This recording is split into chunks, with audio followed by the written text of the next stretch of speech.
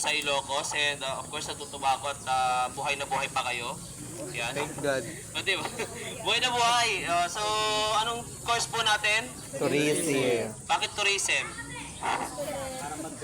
Para maggala.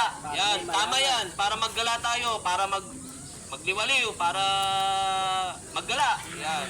So, guys, welcome dito sa Heritage Province of Ilocos Sur and ako nga po pala si Kuya A, Albert. Ayoko nang nilalagay ng O dun sa pangalan ko, Alberto, kasi hindi mukha akong matanda. Pwede nyo rin ang tawaging Alden.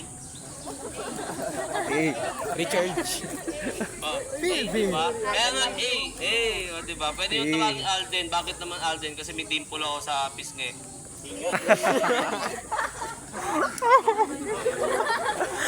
Kakaroon na naman kasalanan. So, yun nga, tawagin nyo ang Kuya A. Kasi nga Alden.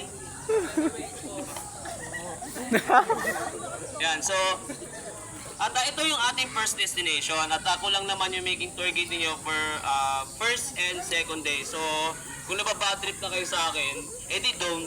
Ayun, wala akong magagawa. Pero, yung ating lamang pong house rules pagdating sa mga museums, syempre, no taking of videos tayo dyan. And